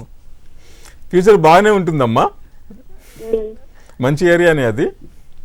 ఇప్పుడు ఎమర్జింగ్ ఏరియా మంచి తీసుకుంది. ఎంఎస్సీలో ఇప్పుడు క్లినికల్ రీసెర్చ్ చేస్తుంది. ఓకే, బాగానే ఉంటుందమ్మా అది. దాంట్లో బాగా మనం ఏ సమస్య కానీ ఏ సబ్జెక్ట్ తీసుకున్నా కూడా దానిలో 100% పర్ఫెక్షన్ వచ్చినప్పుడు దానికి తిరిగే ఉండదమ్మా. మనకి అంతర్జాతీయ గుర్తింపు వచ్చింది, మనకి మంచి ఉద్యోగాలు వస్తాయి. కాకపోతే ఇక్కడ ఏంటంటే ఊరికి చదివేమన్నట్టు కాకుండా దానిలో నైపుణ్యం సంపాదించాలి. ఇప్పుడు skill important, skill oriented society నడుస్తుంది కాబట్టి మనం తీసుకున్న సబ్జెక్ట్లో మనం స్కిల్ ఈ పని వీళ్ళే చేయగలరు అని అనిపించేటట్టు చేసుకుంటే ప్రపంచమే మన దగ్గరికి వచ్చిద్దమ్మా. సరే, ఇప్పుడు మీరు మన సమస్యలోకి అలానే ఇప్పుడు మనం ఎట్లయితే మనం జెనెటికల్లీ ఇన్హెరిటెడ్ డిసీజెస్ అంటాం కదా, జీనోమిక్ మెడిసిన్, అట్లా మన డిసీజెస్ని కొంత ఈ జీన్ ఎడిటింగ్ ద్వారా దేర్ ఇస్ ఎ పాసిబిలిటీ రాబోయే గత 10-15 సంవత్సరాల్లో దాని పాసిబిలిటీస్ మనకి ఎమర్జ్ అవుతున్నాయి. అట్లానే వ్యవసాయ రంగంలో కూడా చాలా చాలా చాలా మార్పులు వస్తున్నాయి. ఇప్పుడు పొట్టి వంగడం, పొడుగు వంగడం అంటాం. ఓకే, ఒక ప్లాంట్ సపోజ్ వరి ప్లాంట్ కానీ లేకుంటే వీట్ కానీ తీసుకుంటే పొడుగ్గా ఉన్న వాటికంటే పొట్టిగా ఉన్న వాటికి కొంత అడ్వాంటేజెస్ ఉన్నాయి. సో పొట్టిగా ఉంటే ఏంటంటే గాలికి పడిపోవు, తర్వాత దానికి డిసీజ్ రెసిస్టెన్స్ రూపంగా కానీ, తర్వాత దాని ఎనర్జీ రిక్వైర్మెంట్స్ రూపంగా కానీ తేడాలు ఉంటాయి. షార్ట్ డ్యూరేషన్లో రావటం అదంతా. సో అందుకని చెప్పి పూర్వం ఏంటంటే ఇట్లా ఈ క్యారెక్టర్, ఫర్ ఎగ్జాంపుల్ పొడుగు పొట్టి అన్నది ఒక జెనెటిక్ క్యారెక్టర్ అది. సో అది మనం మ్యానిపులేట్ చేయాలంటే పూర్వం ర్యాండమ్గా బ్రీడింగ్ టెక్నిక్స్ మటుకు వాడేవాళ్ళు వ్యవసాయ శాస్త్రవేత్తలు. ఇప్పుడు ఏం చేస్తున్నారంటే మాలిక్యులర్ బయాలజీ టెక్నిక్స్ ఉపయోగించి ఈ రీకాంబినెంట్ DNA పద్ధతుల ద్వారా, మోడర్న్ పద్ధతుల ద్వారా ఆ ఛాన్స్ నేచర్కి ఉన్నటువంటి నేచర్లో ఉన్న ఛాన్స్ని ఉపయోగించకుండా మోర్ కంట్రోల్డ్గా మనకి డిజైర్డ్ క్యారెక్టర్స్ని మన క్రాప్స్లో తీసుకురావటానికి పాసిబిలిటీ అవుతుంది. ఫర్ ఎగ్జాంపుల్ మన హైదరాబాద్లోని అగ్గి తెగులకి సూట్ అయ్యి అగ్గి తెగులని తట్టుకునేటటువంటి పొట్టి వరి వంగడం ఒకటి మన ఊర్లోనే తయారైంది. ఇప్పుడు దాన్ని వ్యవసాయదారులంతా నల్గొండ జిల్లాలోను మన తెలంగాణ ప్రాంతంలో దాన్ని వాడుకుంటున్నారు. సాంబా మసూరి అని చెప్పి కొత్త వరి వంగడం తయారైంది. ఇక్కడ హైదరాబాద్లో ఆవిష్కరించారు దాన్ని. సో దాన్ని అది ఫార్మర్స్ దాన్ని లబ్ధి పొందుతున్నారు దాని నుంచి. అట్లా అదేంటంటే పూర్వం ఎక్కువ సంవత్సరాలు పట్టేది ఒక కొత్త బ్రీడింగ్ ఉపయోగించి చేయాలంటే. అదే ఏంటంటే ఇప్పుడు మాలిక్యులర్ బయాలజీ ఉపయోగించి లెబొరేటరీ లెవెల్లో చేస్తున్నారు. ఈ DNA టెక్నాలజీ ఉపయోగించి క్రాప్స్లో కూడా చాలా చాలా తేడాలు వచ్చినాయి. అగ్రికల్చర్ ప్రొడక్షన్ పెరుగుతుంది. తర్వాత షెల్ఫ్ లైఫ్ పెరగడానికి కూడా చాలా వర్క్ జరుగుతుంది. డిసీజ్ రెసిస్టెన్స్ లైక్ ఇప్పుడు అలానే తినడానికి కూడా మోర్ టేస్టీగా ఉండేటటువంటివి లైక్ మెయిజ్, మనం మొక్క పొట్టలు అంటాం. ఈ రోజు పేపర్లో మనం చెప్పుకున్నాం ఈ ప్రోటీన్, ఇప్పుడు వెజిటేరియన్స్ కి ప్రోటీన్ ప్రాబ్లం వస్తున్నప్పుడు ఆ ప్రోటీన్ కూడా ఇన్కార్పొరేట్ చేయొచ్చు అని, అది దాన్ని కూడా కొంచెం యాక్చువల్గా నిన్ననే జరిగింది మా CSR లాబొరేటరీలో. అది మైసూర్లో ఒక లాబొరేటరీ ఉంది, central food technology research institute, CFTRI అని. అందులో శాస్త్రవేత్తలు కొన్ని కొత్త ఆవిష్కరణలు చేశారు నిన్న మొన్న లాస్ట్ వీక్లో. దాన్ని ఉపయోగించి అంటే చియా అని చెప్పి ఒక చిరుధాన్యం, మన మామూలు సజ్జలు కొర్రెలు అంటాం కదా మనం మన ప్రాంతంలో, అలా దానికి సంబంధించినటువంటి చిరుధాన్యం అది. ఆ చిరుధాన్యాన్ని మనం ఆఫ్రికాలోను సౌత్ అమెరికాలోను ఎక్కువ పండిస్తారు. దాన్ని మన వాళ్ళు ఇండియా తీసుకొచ్చి ఇక్కడ కూడా పండించడం మొదలుపెట్టారు. ఆ సీడ్లో నుంచి ఒక ఆయిల్ ఎక్స్ట్రాక్షన్ టెక్నాలజీని మైసూరు శాస్త్రవేత్తలు ఆవిష్కరించారు. దాని మూలంగా ఏమవుతుందంటే దాంట్లో omega-3 ఫ్యాటీ యాసిడ్ ఫిష్ లో ఉంటుంది. సో అందుకే అదే మామూలుగా మన సమాజంలో కొంతమంది శాకాహారులు ఉంటారు, కొంతమంది మాంసాహారులు ఉంటారు. సో శాకాహారులకి కొంత డిసడ్వాంటేజెస్ ఉన్నాయి, ఎందుకంటే మాంసాహారులతో పోలిస్తే ఎందుకంటే మాంసాహారులకి మాంసం తినడం ద్వారా వాళ్ళకి అనేక రకాలైనటువంటి ప్రోటీన్స్ అన్నీ వస్తాయి. అదే శాకాహారుల్లో ఏంటంటే కొన్ని లోపాలు మనకు కనిపిస్తాయి న్యూట్రిషన్గా. ఇప్పుడు ఏంటంటే ఈ గింజల్లో నుంచి ఈ నూనెని కొన్ని రకాల ప్రోటీన్స్ తీయటం మూలంగా శాకాహారులు కూడా మాంసాహారం జోలికి పోకుండా వాళ్ళ కల్చరల్ ఐడెంటిటీని, వాళ్ళ హ్యాబిట్స్ని మెయింటైన్ చేస్తూ మాంసాహారులతో సమానంగా బలవంతంగా ఫుడ్ ఉండొచ్చు. న్యూట్రిషనల్ గా ఏంటంటే వాళ్ళకి ఏ రకమైన ఆరోగ్యపరంగా ఏ రకమైన డిఫెక్ట్, ఇన్కన్వీనియన్స్ ఉండదు ఈ ఆవిష్కరణ మూలంగా.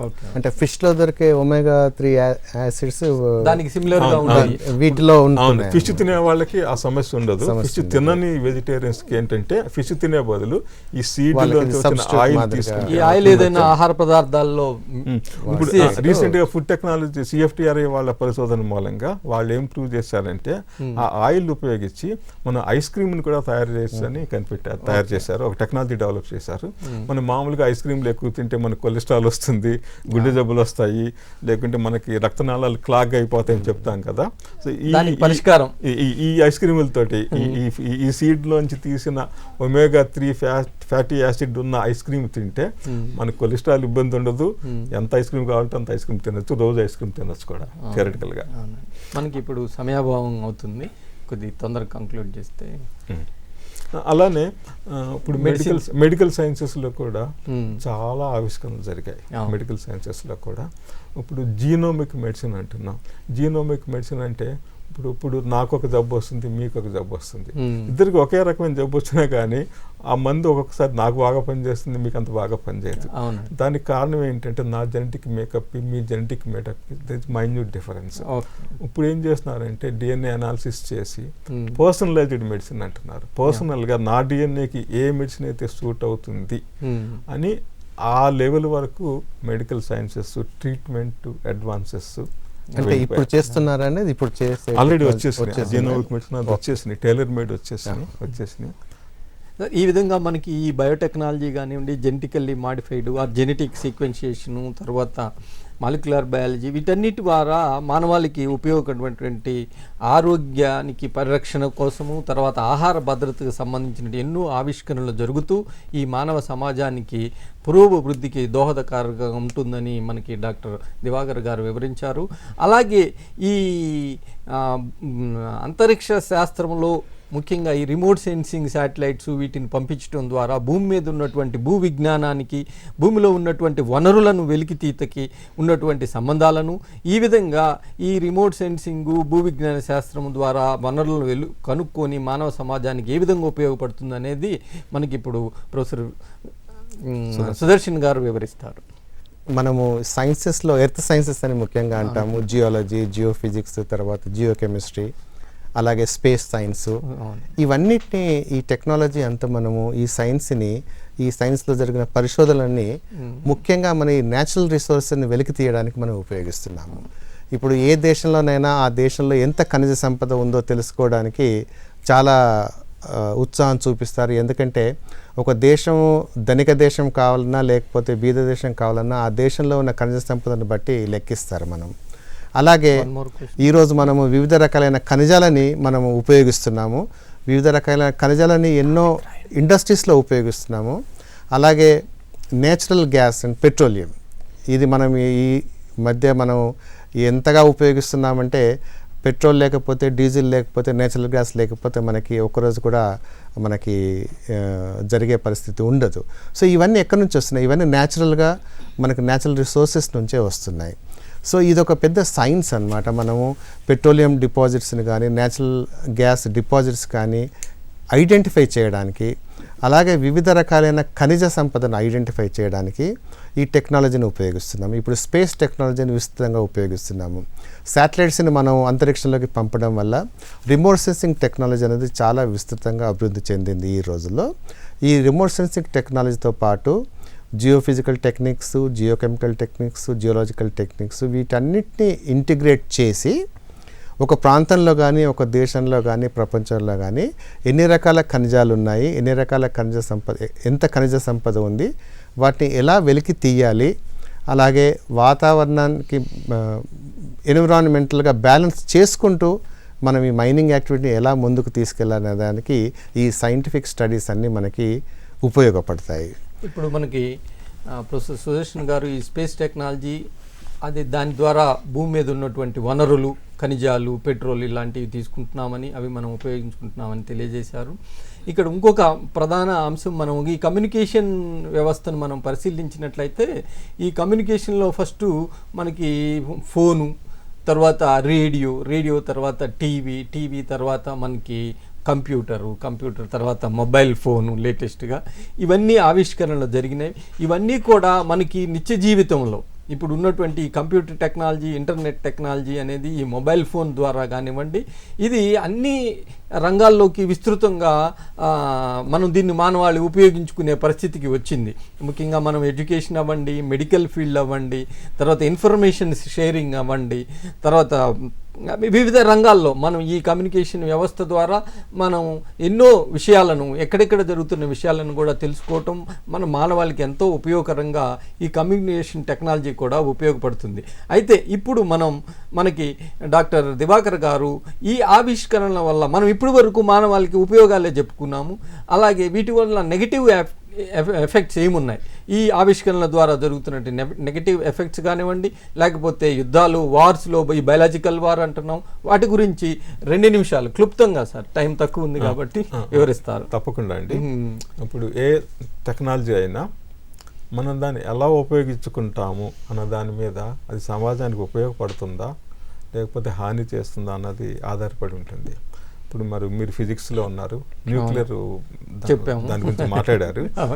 న్యూక్లియర్ ఎనర్జీని మన హ్యూమన్ వెల్ఫేర్కి, సొసైటల్ వెల్ఫేర్కి వాడుకోవచ్చు. న్యూక్లియర్ ఎనర్జీ నుంచి ఎలక్ట్రిసిటీ తయారు చేయొచ్చు, చాలా చీప్గా ఎలక్ట్రిసిటీ తయారవుతుంది. ఫ్రాన్స్లో దాదాపు 90% ఎలక్ట్రిసిటీ ఫ్రాన్స్ దేశంలో న్యూక్లియర్ రియాక్టర్స్ ద్వారా అటామిక్ న్యూక్లియర్ పవరే వాడుతున్నారు ఫ్రాన్స్లో. అందుకని వాళ్ళకి మనలాగా థర్మల్ పవర్, మనకి ఎక్కువ థర్మల్ పవర్ ఉంది మన దేశంలో, అందుకని మనకి పొగ, ధూళి, పొల్యూషన్, ఈ ప్రాబ్లమ్స్ ఉన్నాయి. సో అలా వాళ్ళు ఏంటంటే మానవాళికి ప్రయోజనకరంగా ఉండేటట్టుగా న్యూక్లియర్ పవర్ని ఎలక్ట్రిసిటీ కింద కన్వర్ట్ చేసుకుని వాడుతున్నారు. అదే న్యూక్లియర్ పవర్ని మన కొరియా చూస్తే, కొరియాలో వాళ్ళు ఏం చేస్తున్నారు? సో కొరియాలో వాళ్ళు ఏంటంటే హైడ్రోజన్ బాంబ్ అని, ఆటం బాంబ్ అని బెదిరిస్తున్నారు. మేము బాంబు వేసేస్తాం, మా దగ్గర ఎన్ని బాంబులు ఉన్నాయి, నార్త్ కొరియా వాళ్ళు. సో అలా మన సైన్స్ని దేనికి ఉపయోగించుకుంటాం? మానవాళి ఉపయోగానికి ఉపయోగిస్తామా లేకపోతే వినాశనానికి, డిస్ట్రాయ్ చేయడానికి ఉపయోగిస్తామా అన్నది it's a social problem, societal problem. So political problem ఒక రకంగా, సోషియో పొలిటికల్ ప్రాబ్లం అది. అదేవిధంగా ఇప్పుడు మాలిక్యులర్ బయాలజీలో అనేక రకాలైనటువంటి ఆవిష్కరణలు అయ్యాయి. సో దాన్ని ఇప్పుడు దాన్ని మనం డిస్ట్రక్షన్ కూడా వాడుకోవచ్చు, డిసీజ్ని క్యూర్ చేయడానికి వాడుకోవచ్చు, దాన్ని స్ప్రెడ్ చేయడానికి కూడా తీసుకోవచ్చు. సూపర్ బగ్స్ అంటాం, మాన్స్టరస్ బగ్స్ అంటాం. ఇప్పుడు బయాలజికల్ వార్ఫేర్ అంటారు. బయాలజికల్ వార్ఫేర్ ఆర్ కెమికల్ వార్ఫేర్లో ఈ టెక్నాలజీ ఉపయోగించి కొత్త వైరస్ని తయారు చేయొచ్చు. సో కొత్త వైరస్ని తయారు చేసి ఆ కొత్త వైరస్ని తీసుకెళ్లి ఎనిమిది కంట్రీలు వదిలిపెట్టచ్చు. ఇప్పుడు నెర్వ్ గ్యాస్ని ఎట్లయితే ఇంతకు ముందు కొంతమంది ఇరాక్లో అక్కడ వాడినట్టుగా మనకి ఆధారాలు ఉన్నాయి. అలా కెమికల్గా కొన్ని గ్యాసెస్ని మనం మిలిటరీ పర్పస్గా వాడినట్టుగానే ఈ సూక్ష్మ క్రిములను కూడా కొత్త రకమైన మైక్రో ఆర్గానిజమ్స్ తయారు చేసి జెనెటిక్ ఇంజనీరింగ్ ఉపయోగించి మనం ఎట్లయితే మానవాళికి ఉపయోగపడే మైక్రో ఆర్గానిజమ్స్ డిజైన్ చేసినట్టుగానే మానవాళిని నాశనం చేసే మైక్రో ఆర్గానిజమ్స్ కూడా తయారు చేయొచ్చు. తయారు చేసి దాన్ని వార్ఫేర్లో వాడతారు. సో ఇవన్నీ ఏంటంటే సమాజానికి ఉపయోగకరమైనటువంటి కాదు. సో దీంట్లో చాలా ఇష్యూస్ ఉన్నాయి. అలానే ఎన్వైరన్మెంట్ కూడా మన పర్యావరణానికి కూడా చాలా కన్సర్న్ ఉన్నది. అంచేత పర్యావరణాన్ని హాని చేయకుండా దాన్ని దృష్టిలో పెట్టుకొని మన ఆవిష్కరణలన్నీ ఫ్యూచర్లో జరగాలి. అలా జరిగితేనే సమాజానికి మనం ఎక్కువ ఉపయోగపడే వాళ్ళం అవుతాం. అంటే ఇప్పుడున్న కెమికల్ టెక్నాలజీకి, బయోటెక్నాలజీ, నానో టెక్నాలజీ ఇలాంటివి సొల్యూషను ఈ మానవాళికి కావాల్సినటువంటి ఆహార భద్రత విషయంలో కానివ్వండి, ఆరోగ్య భద్రత విషయంలో కానివ్వండి, ఈ బయో రిసోర్సెస్ అయితే మనకి బయోమాస్ నుంచి ప్రొడ్యూస్ అవుతాయి, ఇవి డిగ్రేడబుల్, తర్వాత వీటి వల్ల కెమికల్ ఏమీ ఎఫెక్ట్స్ ఉండవు అనేది మనం ఏమన్నా ఇక్కడ ఒక పాయింట్గా. ఎందుకంటే ఇప్పుడు మనకున్నటువంటి భూగర్భంలో ఉన్న నిక్షేపాలు, బొగ్గు కానివ్వండి లేకపోతే క్రూడ్ ఆయిల్ కానీ, పెట్రోల్ ప్రొడక్ట్స్ కానీ, ఫాజిల్ ఫ్యూయల్స్ అంటాం కదా, అవి ఇప్పుడు శాస్త్రవేత్తలు మనకి ఏం చెప్తున్నారంటే కొంతమంది 25 years ఉంటుందని చెప్తున్నారు, కొంతమంది మేబీ మహా ఉంటే 50 సంవత్సరాలు ఉంటుంది. మొత్తం ఏదో ఒక రోజు అయితే అయిపోయే ఛాన్స్ ఉంటుంది. 40-50 సంవత్సరాలు అయిపోతుంది ప్రిడిక్షన్స్ చేస్తున్నారు. సో అలాంటప్పుడు ఏం చేయాలంటే మనకి ఇంకా సోలార్ ఎనర్జీ ఒకటే ఉంటుంది. ఆ సోలార్ ఎనర్జీ ఉపయోగించి మనం ఎనర్జీ కింద కన్వర్ట్ చేయాలంటే బయోమాస్ ఒకటి చాలా ఉపయోగం. సో బయోమాస్ని సోలార్ ఎనర్జీ ఉపయోగించి ఆ బయోమాస్ నుంచి మనం ఎథనాల్ ఆల్కహాల్ తీసుకుని, సో మన కార్లో ఏంటంటే పెట్రోల్ పోసే బదులు ఎథనాల్ పోసుకుని కారు నడిపించవచ్చు. అట్లానే మీథేన్ కూడా తయారు చేసి బయోమాస్ నుంచి సో మనం ఇంట్లో వంట చేసుకోవడానికి, వేరియస్ ఇండస్ట్రియల్ ఎనర్జీ రిక్వైర్మెంట్స్ కోసం మెథనాల్ కూడా వాడుకోవచ్చు. అలా చాలా ఆవిష్కరణలు బయాలజీలు కూడా జరుగుతున్నాయి. ఈనాటి ఈ టెలికాన్ఫరెన్స్లో సైన్స్ అండ్ సొసైటీ అంటే విజ్ఞాన శాస్త్రము, మానవ సమాజం అంటే విజ్ఞాన శాస్త్రం ద్వారా వచ్చినటువంటి ఆవిష్కరణలు మానవాళికి ఏ విధంగా ఉపయోగపడుతున్నాయి, అవి ఆహార భద్రత విషయంలోనూ, ఆరోగ్య భద్రత విషయంలోనూ, కమ్యూనికేషన్స్ విషయంలోనూ, ట్రాన్స్పోర్టేషన్ విషయంలోనూ, ఎనర్జీ విషయంలోనూ ఏ విధంగా ఉపయోగకరంగా ఉన్నాయని, అలాగే వీటి వల్ల వచ్చేటటువంటి బయాలజికల్ వార్స్ కానివ్వండి, అటామిక్ వార్స్ కానీ వాటి గురించి కూడా ఈ చర్చలో మీరు తెలుసుకున్నారు. ఈ చర్చలో నాతో పాటు పాల్గొన్నటువంటి డాక్టర్ దివాకర్ గారికి, ప్రొఫెసర్ సుదర్శన్ గారికి, డాక్టర్ బిఆర్ అంబేద్కర్ విశ్వవిద్యాలయం తరఫున ధన్యవాదాలు తెలియజేస్తూ ఈ చర్చను ముగిస్తున్నాం. నమస్కారం.